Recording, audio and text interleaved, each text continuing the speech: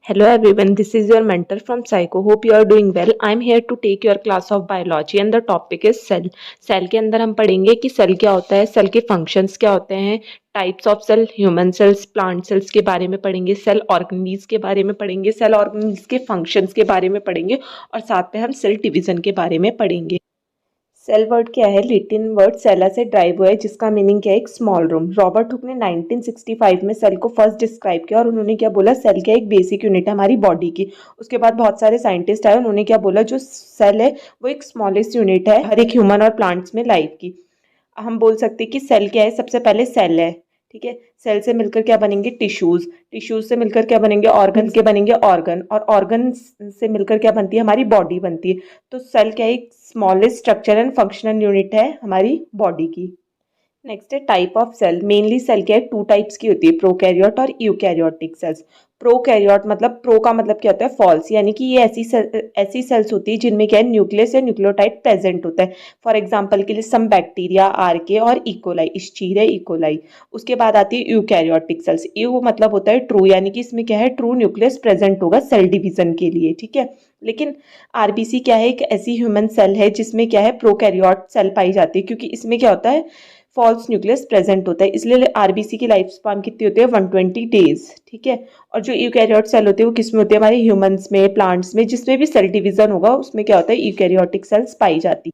अब नेक्स्ट पढ़ेंगे हम ह्यूमन सेल के बारे में, ठीक है। ह्यूमन सेल को हम 3 पार्ट्स में डिवाइड करेंगे। फर्स्ट है सेल मेम्ब्रेन, सेकंड है साइटोप्लाज्म और थर्ड है न्यूक्लियस। अब सबसे पहले हम सेल मेम्ब्रेन की बात करेंगे। तो सेल मेम्ब्रेन को हम क्या है? प्लाज्मा मेम्ब्रेन या यूनिट मेम्ब्रेन भी बोलते हैं। कोई भी सेल है, ठीक है, सेल मेम्ब्रेन का काम क्या होगा? सेल के जितने भी ऑर्गेनीज होंगे या सेल होगा उसको प्रोटेक्शन प्रोवाइड करना, साथ साथ उसको शेप प्रोवाइड करना, ठीक है, लाइक हमारी स्किन। अब जो सेल मेम्ब्रेन है उसका डायमीटर कितना होता है? 75 टू 100 माइक्रोमीटर। अब जो सेल मेम्ब्रेन है वो कुछ थ्योरीज पे वर्क करती है। पहली है सैंडविच थ्योरी, सेकंड है यूनिट मेम्ब्रेन मॉडल और थर्ड है फ्लूइड मोजाइक मॉडल। जो हम रिसेंटली यूज करते हैं वो हम कौन सा यूज करते हैं? फ्लूइड मोजाइक मॉडल, ठीक है। अब according to fluid mosaic model क्या है? जो सेल मेम्ब्रेन है वो बाइलेयर्ड है, यानी कि ये क्या है? 2 लेयर से मिलकर बनी है। फर्स्ट क्या है? फॉस्फोलिपिड्स और सेकंड है ग्लाइकोप्रोटीन।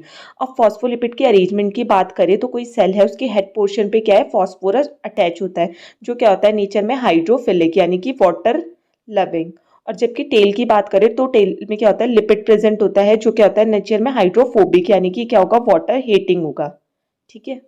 अगर हम सिंपली टर्म में बोले तो फ्लूइड मोजाइक मॉडल के अकॉर्डिंग क्या होता है? जो हमारी प्लाज्मा मेम्ब्रेन होती है वो 2 लेयर से मिलकर बनी होती है। फर्स्ट होता है फॉस्फोलिपिड और सेकंड होता है ग्लाइकोप्रोटीन। अब जो लिपिड लेयर होती है ये कहाँ पे प्रेजेंट, ये क्या करती है? जो इंट्राक्रेनियल फ्लूइड है उसको क्या करेगी? सेल के अंदर ले जाने का काम करेगी, और जो एक्स्ट्रा सेलुलर फ्लूइड होता है उसको क्या है? सेल के बाहर लाने का काम करेगी। और क्या करेगी? सेल के जो हाइड्रोफोबिक या हाइड्रोफिलिक नेचर होता है उसको मेंटेन करके रखेगी। जबकि ग्लाइकोप्रोटीन का क्या होता है? जितना भी फ्लूइड हो गया, सब्सटेंस हो गया, ये वेस्ट प्रोडक्ट हो गया, उसको क्या करेगी? सेल में शिफ्ट करेगी, आउटसाइड और इनसाइड। मतलब कि जो भी यूजफुल सब्सटेंस होगा उसको क्या करेगी? सेल के अंदर ले जाएगी, और जितना भी वेस्ट मटेरियल होगा उसको क्या करेगी? सेल के बाहर लेकर आएगी। अब जो ये सब्सटेंस होता है उसका मूवमेंट किसके थ्रू होता है? इसका मूवमेंट होता है डिफ्यूजन के थ्रू, ठीक है। अब डिफ्यूजन क्या होता है? इसमें क्या होता है? जो भी सब्सटेंस होंगे या जो भी फ्लूइड होगा उसका मूवमेंट कैसे होता है, मतलब कि अब ये भी हमारे 3 टाइप्स के होंगे। फर्स्ट है सिंपल डिफ्यूजन। सिंपल डिफ्यूजन में क्या होगा? जो भी सब्सटेंस होंगे उनका मूवमेंट कहाँ होगा? Higher concentration to lower concentration. जबकि सेकेंड है फैसिलिटेटेड डिफ्यूजन। इसमें क्या होगा? सिंपल डिफ्यूजन तो होगा ही होगा, यानी कि हम बोल सकते हैं हायर टू लोअर कंसंट्रेशन में फ्लूइड की शिफ्टिंग होगी, साथ में इसमें क्या है? प्रोटीन की नीड भी होगी। अब लास्ट आता है एक्टिव डिफ्यूजन। एक्टिव डिफ्यूजन में क्या होगा? फैसिलिटेटेड डिफ्यूजन, यानी कि हायर टू लोअर फ्लूइड का मूवमेंट होगा, साथ में क्या है? प्रोटीन की नीड भी होगी और एनर्जी की भी नीड होगी। नेक्स्ट पढ़ेंगे हम सेल मेम्ब्रेन के फंक्शन की। सेल मेम्ब्रेन के फंक्शन क्या होते हैं? सबसे पहले तो सेल मेम्ब्रेन का काम क्या होता है? जितने भी ऑर्गेनीज होंगे उनको प्रोटेक्शन प्रोवाइड करना। फिर ये क्या करेंगे? जितने भी गैसेज हो गए, जितने भी यूजफुल सब्सटेंस हो गए, मॉलिक्यूल हो गए, उनको क्या करेगा? एब्जॉर्ब करने का काम करेगा, सेलेक्टिव सब्सटेंस को। और जितना भी टॉक्सिक सब्सटेंस होंगे उनको क्या करेगा? सेल से रिमूव करेगा या सेल से बाहर निकाल देगा, एक्सक्रीट आउट कर देगा। फिर इसका काम क्या होता है? सिक्रीशन करना भी होता है, और साथ में क्या करता है? सेल की शेप को भी मेंटेन करने का काम करेगा, ठीक है। अब नेक्स्ट क्या है, हम साइटोप्लाज्म के बारे में डिस्कस करेंगे। साइटोप्लाज्म क्या होता है, सेमी लिक्विड कंसिस्टेंसी वाला जेल लाइक स्ट्रक्चर होता है, ठीक है। इसको भी हम टू पार्ट्स में डिवाइड करते हैं। फर्स्ट है साइटोसोल और सेकंड है ऑर्गेनेलीज, यानी कि जितने भी सॉलिड पार्ट होंगे सेल के वो किस में आ जाएंगे, ऑर्गेनेलीज में। और साइटोसोल क्या होगा, लिक्विड पार्ट होगा सेल का, इसलिए हमने साइटोप्लाज्म को क्या बोला है, सेमी सॉलिड, ठीक है। बोल सकते हैं साइटोप्लाज्म क्या है, जितनी भी सेल्युलर एक्टिविटी होगी वो कहाँ पे होती है, साइटोप्लाज्म में। अब हम डिस्कस करेंगे सेल ऑर्गेनेलीज के बारे में। सबसे पहले हम पढ़ेंगे एंडोप्लाज्मिक रेटिकुलम। अब एंडोप्लाज्मिक रेटिकुलम क्या होता है, मोस्ट अबंडेंट सेल ऑर्गेनेलीज होती है, या हम बोल सकते हैं कि कोई भी सेल है, ये न्यूक्लियस हो गया, तो जो एंडोप्लाज्मिक रेटिकुलम होते हैं वो सबसे ज्यादा प्रेजेंट होती है सेल के अंदर, ठीक है। तो इसलिए हमने इसको क्या बोला है, मोस्ट अबंडेंट सेल ऑर्गेनेलीज। अब जो हमारी एंडोप्लाज्मिक रेटिकुलम है, ये भी हमारी टू टाइप्स की होती है। फर्स्ट है स्मूथ एंडोप्लाज्मिक रेटिकुलम और सेकंड है रफ एंडोप्लाज्मिक रेटिकुलम, ठीक है। जो स्मूथ एंडोप्लाज्मिक रेटिकुलम होता है उसका काम क्या होता है, स्टेरॉइड को या फैट को सिंथेसाइज करना, जबकि रफ एंडोप्लाज्मिक रेटिकुलम कहाँ पे प्रेजेंट होते हैं, राइबोसोम्स की सरफेस पे, तो इसका काम क्या होगा, प्रोटीन को सिंथेसाइज करना, ठीक है। उसके बाद जो हमारी रफ एंडोप्लाज्मिक रेटिकुलम होती है, ये क्या करती है, जितने भी प्रोटीन सब्सटेंस होंगे उसको एब्जॉर्ब करने का भी काम करती है, और जब भी कोई भी फ्लाइट या फाइट का रिस्पॉन्स होगा तो उसमें यूज करती है उस एनर्जी को या उस प्रोटीन को, ठीक है। फिर नेक्स्ट आ जाता है हमारा गोल्जी अपरेटस। गोल्जी अपरेटस का नाम कहाँ से पड़ा है, जो साइंटिस्ट थे गैलियस गोल्जी, उनके नाम से क्या है, गोल्जी अपरेटस का नाम पड़ा है, गोल्जी बॉडी का नाम, ठीक है।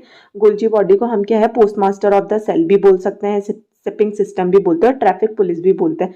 लाइक हम कोई भी प्रोडक्ट ऑनलाइन मंगवाते हैं तो सबसे पहले क्या होता है, इसमें पैकिंग होती है, फिर स्टोरेज होता है, फिर ट्रांसपोर्टेशन होता है। वैसे ही क्या होता है, गोल्जी बॉडीज का काम होता है।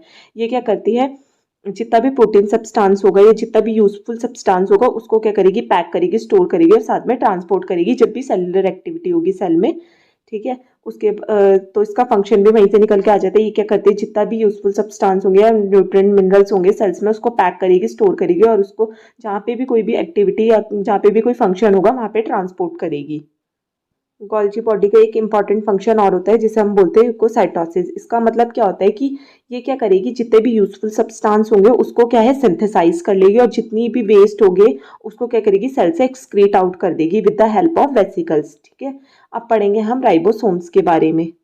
राइबोसोम्स को क्या है, हम प्रोटीन फैक्ट्री या इंजन ऑफ सेल भी बोलते हैं, क्योंकि यहाँ पे क्या है, जितना भी प्रोटीन होगा उसका सिंथेसिस कहाँ पे होगा, वो कहाँ पे होता है, या प्रोडक्शन कहाँ पे होगा, राइबोसोम्स में। ये क्या होता है, टिनी ग्रेन्यूल्स होते हैं जो आरएनए के बने होते हैं और प्रोटीन के, ठीक है। अब जो राइबोसोम्स होते हैं हमारे टू टाइप्स के होते हैं। फर्स्ट है बाउंडेड राइबोसोम्स और सेकंड है अनबाउंडेड या फ्री। बाउंडेड राइबोसोम्स कहाँ पे प्रेजेंट होंगे, रफ एंडोप्लाज्मिक रेटिकुलम की सरफेस पे, जबकि जो बाउंडेड राइबोसोम्स होते हैं ये कहाँ पे प्रेजेंट होते हैं, साइटोप्लाज्म में, स्मॉल स्मॉल क्लस्टर में प्रेजेंट होंगे ये साइटोप्लाज्म के अंदर, ठीक है। फिर क्या कहते हैं, जो बाउंडेड राइबोसोम्स होते हैं ये क्या करते हैं, प्रोटीन का सिंथेसिस करते हैं आउटसाइड द सेल, यानी कि सेल के बाहर में जो भी प्रोटीन का प्रोडक्शन होगा वो किसके कारण होगा, बाउंडेड राइबोसोम्स के कारण। जबकि सेल के अंदर जितना भी प्रोटीन का सिंथेसिस होगा वो किसके कारण होगा, फ्री राइबोसोम्स के कारण। और अगर हम आरएनए में बात करें कि आरएनए का ऐसा कौन सा पार्ट है जहाँ पे क्या है, प्रोटीन सिंथेसिस होता है राइबोसोम्स के अंदर, तो वो क्या है, आरएनए, ठीक है। आरएनए और डीएनए हम नेक्स्ट क्लास में पढ़ेंगे। उसके बाद नेक्स्ट स्ट्रक्चर पढ़ेंगे हम वैक्यूल्स। वैक्यूल्स कहते हैं स्टोरेज यूनिट ऑफ सेल होती है। ये भी एक मतलब हम बोल सकते हैं आरएनए की तरह ही वर्क करता है। इसमें भी क्या है, प्रोटीन या जो भी क्या बोलते हैं सेल के कंटेन होंगे वो स्टोर रहते हैं, ठीक है। इसलिए हम इसको क्या बोलते हैं, storage unit of cell. Next हम पढ़ेंगे माइटोकॉन्ड्रिया। माइटोकॉन्ड्रिया क्या होती है, power house of the cell, ठीक है। और इसका शेप कैसा होता है, शॉसेस के शेप का, ठीक है। अब इसमें क्या है, टू पार्ट्स होते हैं। फर्स्ट है मैट्रिक्स और सेकंड है क्रिस्टी। अब क्रिस्टी का काम क्या होता है, ये क्या करता है, जितनी भी एनर्जी होती है उसको सिंथेसाइज करता है या फिर प्रोड्यूस करता है। जबकि मैट्रिक्स का काम क्या होता है, यहाँ पे क्या है, एनर्जी का यूज होता है, या बोल सकते हैं जो मेटाबॉलिज्म के थ्रू एनर्जी का प्रोडक्शन होता है उसको ये यूटिलाइज करने का काम करता है, ठीक है। अब जितनी भी मेटाबॉलिज्म एक्टिविटीज होगी लाइक ग्लाइकोलाइसिस, ग्लाइकोनियोजेनेसिस या या क्रैब साइकिल में जितनी भी एटीपी का प्रोडक्शन होगा वो किसके थ्रू होगा, क्रिस्टी के थ्रू, ठीक है। और इसमें क्या होता है, आरएनए या एंजाइम प्रेजेंट होते हैं जो किसके लिए रिस्पॉन्सिबल होते हैं, एटीपी के फॉर्मेशन के लिए, ठीक है, यानी कि एडिनोसिन ट्राइफॉस्फेट। हम बोल सकते हैं जो माइटोकॉन्ड्रिया में एनर्जी का प्रोडक्शन होता है वो किस फॉर्म में होता है, एटीपीज के थ्रू, एडिनोसिन ट्राइफॉस्फेट। अब हम नेक्स्ट बात करें कि सबसे ज़्यादा जो बड़ी ग्रेटेस्ट माइक्रोकॉन्ड्रिया होती है वो कहाँ पर होती है। एक तो लीवर हो गया, मसल्स हो गए, स्पर्मेटोजोआ हो गया। इनमें क्या है, जो माइटोकॉन्ड्रिया होते हैं वो ग्रेटेस्ट नंबर में प्रेजेंट होती है, या बोल सकते हैं एक्टिव टाइप की सेल्स प्रेजेंट होती है, कहाँ पे, लिवर, मसल्स और स्पर्मेटोजोआ में। फिर नेक्स्ट पढ़ेंगे हम सेंट्रियोल। सेंट्रियोल क्या करता है, सेल डिवीजन में हेल्प करता है। मतलब कि जो न्यूक्लियस होगा, न्यूक्लियस में क्या है, सेंट्रियोल्स प्रेजेंट होते हैं और इसका काम क्या होता है, जितना भी सेल डिवीजन होगा उसमें हेल्प करना, ठीक है। अब नेक्स्ट पढ़ेंगे हम cytoskeleton of cells. Cytoskeleton of cell को हम टू टाइप्स में डिवाइड करते हैं। फर्स्ट है माइक्रोट्यूब्यूल्स और सेकंड है माइक्रोफिलामेंट। माइक्रोट्यूब्यूल्स किसमें हेल्प करता है, सेल ऑर्गेनीज के मूवमेंट में, या बोल सकते हैं हम क्रोमोसोम्स। जब भी सेल डिवीजन होता है तो उसमें क्या है, ये क्रोमोसोम्स के स्ट्रक्चर को मेंटेन करने में भी हेल्प करता है। जबकि माइक्रोफिलामेंट का काम क्या होता है, जो सेल स्ट्रक्चर्स होते हैं या सेल ऑर्गेनीज होते हैं उसको स्ट्रक्चर सपोर्ट प्रोवाइड करना, साथ में सेल की शेप को मेंटेन करना। और ये क्या करता है, जितने भी मसल कॉन्ट्रैक्शन होते हैं या प्लांट सेल्स भी हो गए या फिर ह्यूमन सेल्स होते हैं, उसमें सेल में जितने भी एक्टिवली कॉन्ट्रैक्शन होंगे वो किसके कारण होता है, माइक्रोफिलामेंट के थ्रू, ठीक है। अब जो ये सेल में मूवमेंट होता है या सेल में एक्सटेंशन होता है, ये किसके थ्रू होता है, सीलिया, फ्लैजिला और माइक्रोविलाई। ये क्या है, हेयर लाइक स्ट्रक्चर होते हैं जो क्या करते हैं, सेल ऑर्गेनीज के मूवमेंट में हेल्प करते हैं। अब नेक्स्ट हम पढ़ेंगे लाइसोसोम। लाइसोसोम के क्या क्या बोलते हैं हम, या तो डाइजेस्टिव सेल, एटम बम, या फिर हम इसको ग्रेवयार्ड या सुसाइडल बैक ऑफ सेल भी बोलते हैं। इसका काम क्या होता है, जितना भी वेस्ट हो गए उसको इनगल्फ करना। ये मान लो ये कोई सेल है तो सेल में क्या है, न्यूक्लियस हो गया, फिर ये साइटोप्लाज्म लिक्विड मटेरियल प्रेजेंट होता है। इसमें जितना भी वेस्ट प्रोडक्ट होगा उसको खाने का काम कौन करेगा, लाइसोसोम्स, ठीक है। इसमें क्या होता है, बहुत सारे एंजाइम पाए जाते हैं जो क्या करेगा, जितना भी वेस्ट प्रोडक्ट होगा उसको खाएगा, ठीक है। और ये एंजाइम कौन कौन से होते हैं, अमाइलेज, प्रोटीनेज और लाइपेज। अमाइलिटिक एंजाइम किसको प्रोड्यूस करेगा, अमाइलेज एंजाइम को, प्रोटोलाइटिक प्रोटियोज को, और लिपोलाइटिक किसको प्रोड्यूस करेगा, लाइपेज एंजाइम को। और जो ये लाइसोसोम्स होता है, ये जो ये लाइसोसोमल एंजाइम होते हैं, इन्हीं के कारण क्या हमारी बॉडी में इन्फ्लामेटरी रिएक्शंस होती है। मतलब कि अगर हमारी स्किन में कोई भी चोट लगती है उसके बाद उसकी हीलिंग किसके थ्रू होती है, इन्हीं एंजाइम के थ्रू। क्योंकि वहाँ पे क्या होता है, डेड सेल प्रेजेंट हो जाते हैं, उन डेड सेल को खाने का काम कौन करता है, लाइसोसोम, ठीक है। जब वो डेड सेल्स लाइसोसोम इनकफ करेगा तो वहाँ पे क्या है, हीलिंग प्रोसेस शुरू हो जाती है। मतलब कि जो डेड सेल होगी वो हट जाएगी और वहाँ पे क्या है, न्यू सेल्स आनी शुरू हो जाएगी। तो लाइसोसोम्स के फंक्शन क्या होंगे, ये क्या करेगी, जितने भी वेस्ट प्रोडक्ट होंगे लाइक आरएनए, सी, कार्बोहाइड्रेट, प्रोटीन के मेटाबॉलिज्म के बाद जितने भी वेस्ट प्रोडक्ट बचेंगे उसको क्या है, इनकफ करने का काम करेगा, ठीक है।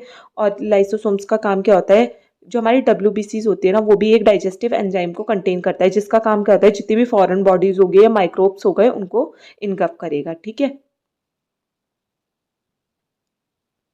अब जो ये लाइसोसोम्स होते हैं इनका फंक्शन कैसे होता है, फर्स्ट हो गया ऑटोफेजी, सेकंड हो गया हेट्रोफेजी, थर्ड हो गया फैगोसाइटोसिस और फोर्थ हो गया पिनोसाइटोसिस।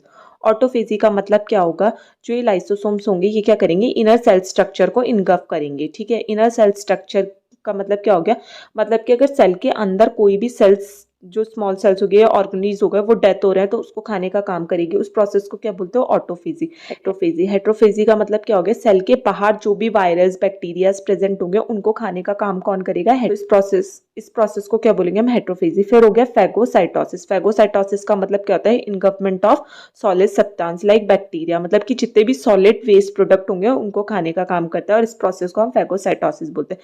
लास्ट आता है हमारा पिनोसाइटोसिस। पिनो मतलब इसमें क्या होगा, जितना भी लिक्विड सब्सटेंस का जो भी इनगल्फमेंट होगा उसको, उस प्रोसेस को हम क्या बोलेंगे, पिनोसाइटोसिस।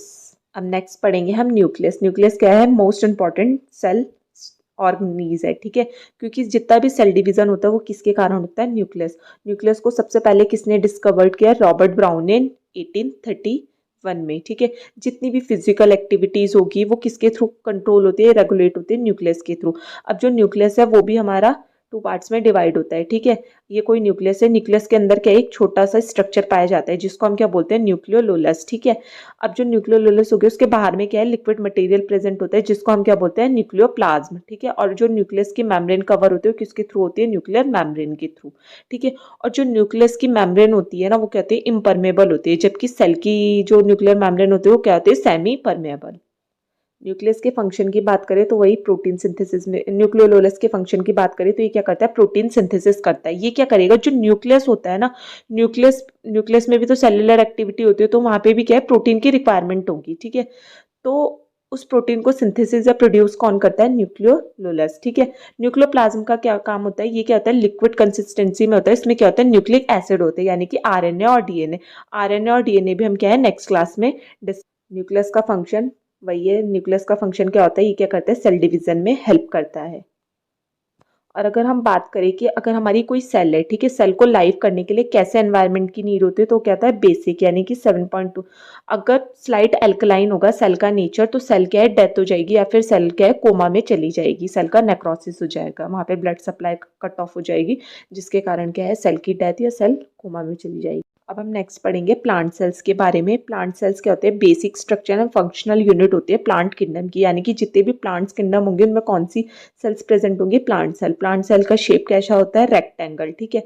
अब कुछ प्लांट सेल के ये ऐसे ऑर्गेनीज है, कुछ ऐसे ऑर्गेनीज है जो सिर्फ प्लांट सेल में ही प्रेजेंट होते हैं, जैसे कि प्लास्टिड, क्लोरोप्लास्ट, वैक्यूल्स, ये क्या है, सिर्फ प्लांट सेल में ही प्रेजेंट होंगे। जबकि न्यूक्लियस हो गया, माइटोकॉन्ड्रिया हो गया, राइबोसोम्स हो गए, ये क्या है, human cell as well as plant cell में भी प्रेजेंट होती है। अब प्लांट सेल के ऑर्गेनीज की बात करें तो प्लांट सेल में क्या है, सेल वॉल यानी कि कोशिका भित्ति, न्यूक्लियस यानी कि केंद्रक, साइटोप्लाज्म मतलब कि केंद्रक द्रव्य, प्लास्टिड मतलब लवक, वैक्यूल्स रिक्तियां, Golgi body, endoplasmic reticulum, ribosomes, mitochondria, lysosome present होते हैं, ठीक है। अब हम वन बाय वन इनके बारे में डिस्कस करेंगे। अब हम प्लांट सेल के सेल मेम्ब्रेन की बात करें तो ये क्या है, हार्ड लेयर होती है और किसकी बनी होती है, सेल्यूलोज, ग्लाइकोप्रोटीन, लिनिन, पिक्टिन और हीमोसेल्यूलोज की, ठीक है। अगर हम सबसे स्मॉलेस्ट सेल मेम्ब्रेन की बात करें तो ये किसकी होती है, माइक्रोप्लाज्मा, और इसकी जो डायमीटर होता है वो कितना होता है, 0.3 माइक्रोमीटर। अगर हम बैक्टीरिया की सेल वॉल की बात करें, बैक्टीरियल सेल की, तो उसका डायमीटर कितना होता है, 3 to 5 माइक्रोमीटर। और अगर हम आरबीसी की बात करें तो आरबीसी की सेल्स का डायमीटर कितना होता है, सेल वॉल का डायमीटर 7.0 माइक्रोमीटर। प्लांट सेल की जो सेल मेम्ब्रेन होते हैं वो टू पार्ट्स में डिवाइड होते हैं, प्राइमरी सेल वॉल और सेकेंडरी सेल वॉल। मतलब कि कोई सेल है तो सेल के अंदर भी क्या है, एक वॉल प्रेजेंट होती है, तो इसको हम क्या बोलेंगे, प्राइमरी सेल वॉल, और इसको बोलेंगे सेकेंडरी सेल वॉल, ठीक है। अब जो प्राइमरी सेल वॉल होते हैं वो किसकी बनी होती है, सेलुलोज और माइक्रोफिब्रिल्स की, और जबकि सेकेंडरी सेल वॉल किसकी बनी होती है, सेलुलोज, पिक्टिन और लिनिन की, ठीक है। इनके फंक्शन क्या होता है, same, protection, structure support provide करेगा, ट्रांसपोर्टेशन करेगी न्यूट्रिटिव सब्सटेंस की, और जितना भी वेस्ट प्रोडक्ट होगा उसको क्या है, एक्सक्रीट आउट कर देगी सेल के अंदर से। अब नेक्स्ट पढ़ेंगे हम न्यूक्लियस, ठीक है। सबसे पहले इन्वेंट किया वो किसने किया, रॉबर्ट ब्राउन ने 1831 में, ठीक है। और जो प्लांट सेल्स होता है उसका न्यूक्लियस क्या होता है, न्यूक्लियर मेम्ब्रेन बेस होता है, ठीक है, और यूकैरियोटिक सेल में प्रेजेंट होगा। अब जो न्यूक्लियस होता है उसको हमने फिर से फर्दर टू पार्ट्स में डिवाइड किया है, न्यूक्लियोलस और न्यूक्लियोप्लाज्म। सेम, न्यूक्लियोलस क्या है, न्यूक्लियस के अंदर एक स्मॉल स्ट्रक्चर प्रेजेंट होगा, ठीक है, जो क्या करेगा, राइबोसोम्स को बनाने का काम करेगा। अब न्यूक्लियोप्लाज्म क्या होगा, जो लिक्विड पार्ट प्रेजेंट होगा न्यूक्लियोलस के बाहर और न्यूक्लियस के अंदर, ये क्या है, न्यूक्लियोप्रोटीन का बना होता है, और इसमें क्या होता है, क्रोमेटिड थ्रेड प्रेजेंट होता है, और इन क्रोमेटिड थ्रेड का काम क्या होता है, सेल डिवीजन में एक्टिवली पार्ट कर रहा है या फिर सेल डिवीजन में हेल्प कर। न्यूक्लियस के फंक्शन की बात करें, वही सेल डिवीजन में हेल्प करेगा और साथ में राइबोसोम्स का प्रोडक्शन भी करेगा। नेक्स्ट सेल ऑर्गेनीज पढ़ेंगे हम, प्लास्टिड, या फिर इसको हम क्या बोलते हैं, लवक। ये क्या है, डबल मेम्ब्रेन स्ट्रक्चर होता है जो कि प्लांट सेल में प्रेजेंट होता है, ठीक है। और किसी किसी प्रोटोजोआ हो गए, एल्गाई हो गए, इनमें भी प्रेजेंट होता है, ठीक है। इसको क्या है, हम कलरिंग फैक्टर या वर्णक बोलते हैं। इसका काम क्या होता है, फोटोसिंथेसिस, प्रकाश संश्लेषण में इसका मेन रोल होता है, या बोल सकते हैं हम कि प्लांट्स को जो भी कलर प्रोवाइड होता है, प्लांट्स हो गए, फ्लावर्स हो गए या फ्रूट्स हो गए, उनको कलर किसके कारण प्रोवाइड होता है, प्लास्टिड के कारण। तो जो इसका काम क्या होता है, एक तो ये कलरिंग पिगमेंट प्रोवाइड करेगा, साथ में मैन्युफैक्चर करेगा और स्टोर करेगा फूड को। अब जो ये लवक होते हैं 3 टाइप्स के होता है, फर्स्ट है ल्यूकोप्लास्ट, सेकंड है क्लोरोप्लास्ट और थर्ड है क्रोमोप्लास्ट। जो ल्यूकोप्लास्ट है उसको हम अवर्णी लवक बोलते हैं, क्लोरोप्लास्ट को हरित लवक बोलते हैं, जबकि क्रोमोप्लास्ट को वर्णी लवक बोलते हैं। जो अवर्णी लवक यानी कि ये क्या है, कलरलेस और स्ट्रक्चरलेस होता है, लाइक आलू, ठीक है। जितने भी नॉन फोटोसिंथेटिक प्रोडक्ट होंगे वो किसके थ्रू, ल्यूकोप्लास्ट के थ्रू। फॉर एग्जाम्पल के लिए आलू। अब जब हम हरित लवक की बात करें तो ये क्या होता है, डिस्क शेप्ड होता है और इसमें क्या है, फ्लूइड फिल्ड होता है जिसको हम स्ट्रोमा बोलते हैं, ठीक है। जितना भी ग्रीन कलर की पिगमेंटेशन प्रोवाइड होते है वो किसके कारण होते हैं, हरित लवक के कारण, ठीक है।